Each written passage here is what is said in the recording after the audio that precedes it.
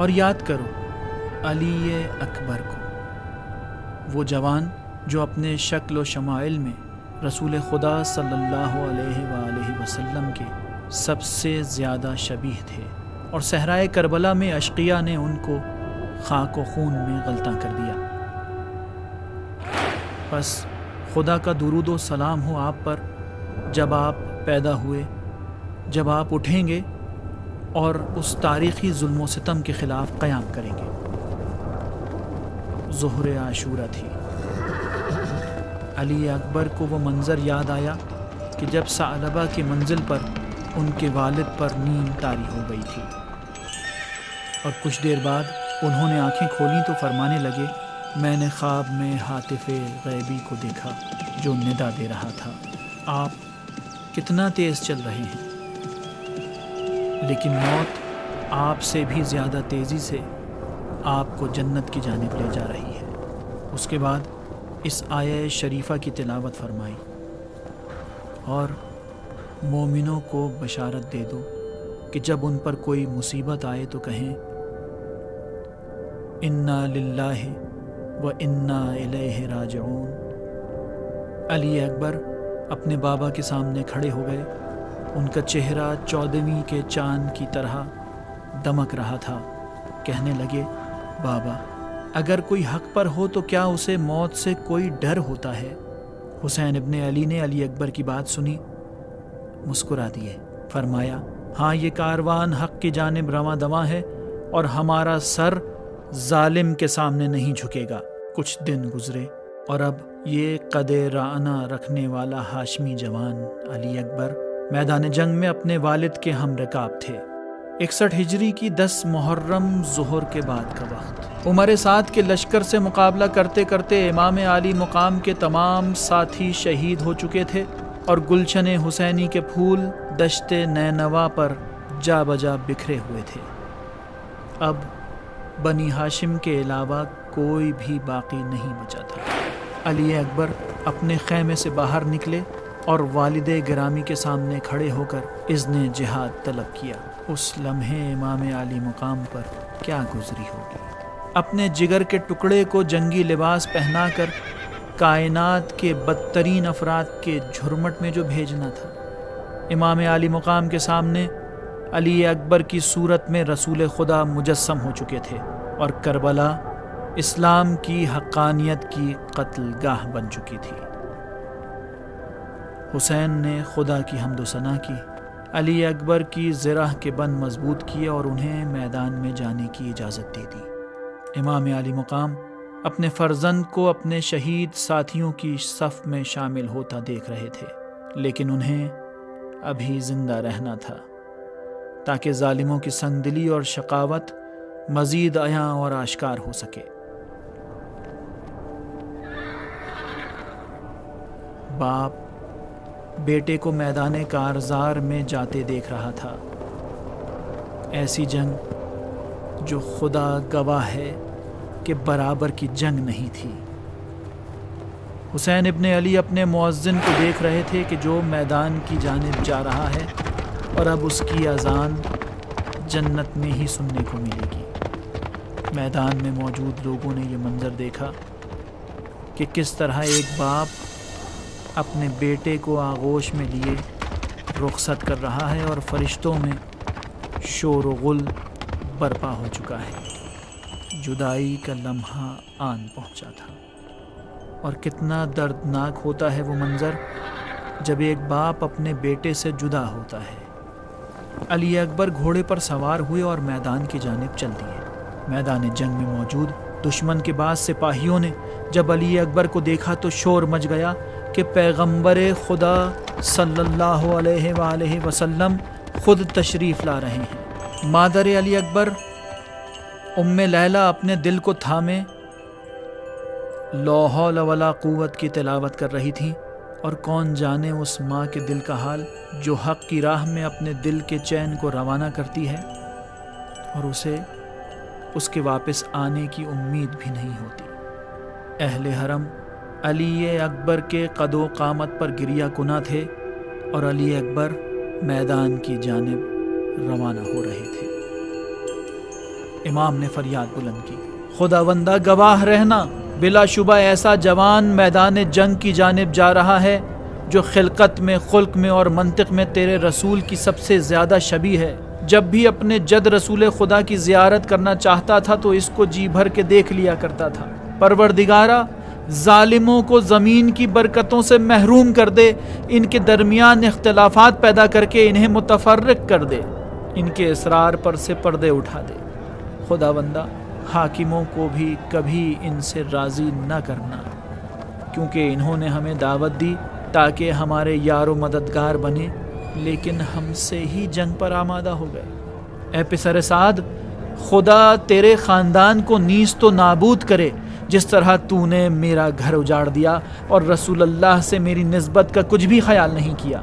میدان جنگ میں امام عالی مقام کی فریاد سے اعداء مبہوت رہ گئے، اور اب چاروں طرف بس ہوا کی سرسراہٹ سنائی دے رہی تھی۔ عمر سعد نے غصے کی حالت میں اپنے لشکر کی جانب دیکھا جس پر سناٹا چھایا ہوا تھا۔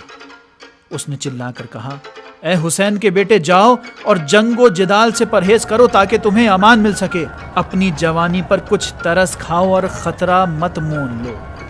علی اکبر نے غیظ و غضب سے للکارتے ہوئے کہا، میں علی ابن حسین ابن علی ہوں، خدا کے گھر کی قسم، ہم رسول اللہ کے حقیقی جانشین ہیں۔ خدا کی قسم، یہ لشکر ہم پر حکم نہیں چلا سکتا۔ میں نے اسی لیے تلوار اٹھائی ہے کہ ظلم کی تیغ جفا ٹکڑے ٹکڑے ہو جائے۔ عمر ابن سعد نے علی اکبر کے قدرت کلام اور ان کی فصاحت و بلاغت سے گھبرا کر حملے کا حکم دے دیا۔ فوج در فوج ان کی جانب بڑھتی، لیکن ہیبت مصطفی اور صولت حیدری سے گھبرا کر بھاگ اٹھتی۔ لشکر اعداء میں سے ایک ایک کر کے اشقیاء علی اکبر کی وار کا نشانہ بننے لگے۔ میدان کے دونوں طرف ہی کی نظریں جنگ پر ٹک گئی تھیں، مگر ام لیلہ کی آنکھیں جھکی ہوئی تھیں اور وہ زیر لب تلاوت میں مشغول تھی۔ جنگ طولانی ہو گئی اور گرمی کی شدت نے ہاشمی جوان کی رمق ختم کر دی۔ علی اکبر خیام کی جانب واپس پلٹے، امام علی مقام کے سامنے عرض ادب کیا اور کہا، بابا، پیاس کی شدت مجھے مارے ڈالتی ہے، اب تو میرے ہونٹ بھی پیاس کی شدت سے پھٹ چکے ہیں۔ امام نے مایوسی سے اپنے جوان کو دیکھا اور فرمایا، اے میرے بیٹے، میں پانی کہاں سے لاؤں؟ تم جہاد میں استقامت دکھاؤ، وہ وقت نزدیک ہے کہ تمہارے جد محمد مصطفیٰ صلی اللہ علیہ وآلہ وسلم کی زیارت تمہیں نصیب ہوگی اور وہ تمہیں سیراب فرمائیں گے۔ میرے بیٹے، وہ تمہیں ایسا سیراب کریں گے کہ پھر تابہ ابد پیاس نہیں لگے۔ علی اکبر نے ایک بار پھر الوداع کہا اور میدان جنگ میں پلٹ آئے۔ اشقیاء علی اکبر کی شمشیر زنی کا مقابلہ نہیں کر سکتے تھے، وہ تو اپنی کمانوں، نیزوں اور بھالوں کے پیچھے پناہ لے رہے تھے۔ عمر سعد نے آواز لگا،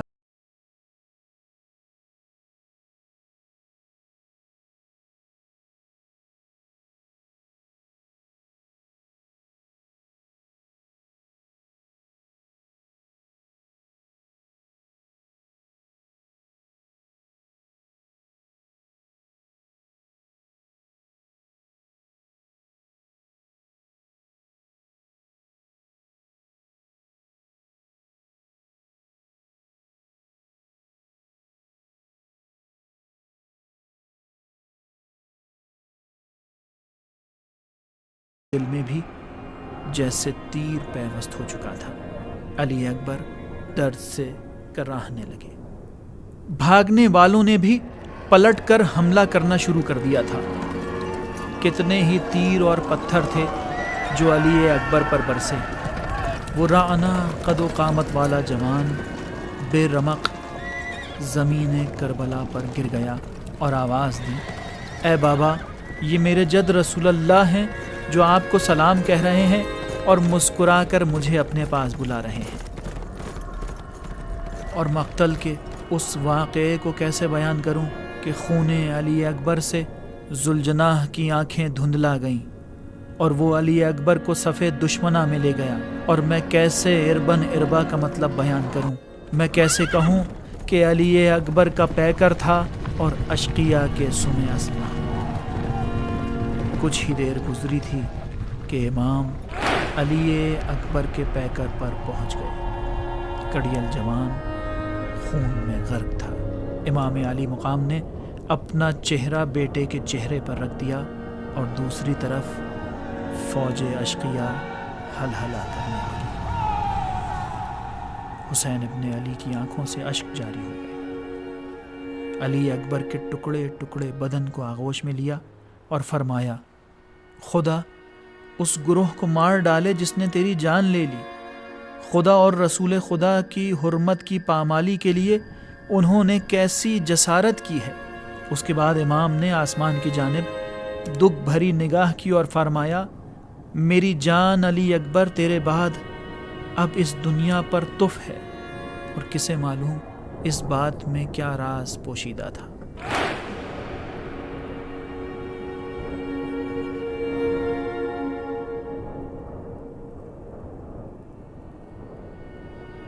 زینب کبریٰ نے اپنے آپ کو تیز رفتاری سے علی اکبر کے بالی پر پہنچایا۔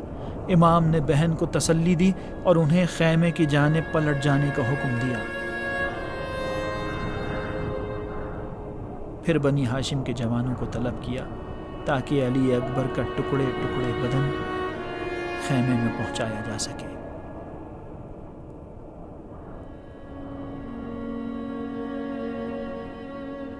حسین میدان میں تنہا کھڑے رب ذوالجلال کا شکر ادا کر رہے تھے۔ الحمدللہ رب العالمین۔ اور ام لیلہ عجیب حالت میں گرفتار رب کردگار کا شکر ادا کر رہی ہیں کہ خدایا تیرا شکر ہے کہ میرا لال حق کی راہ میں فدا ہو گیا۔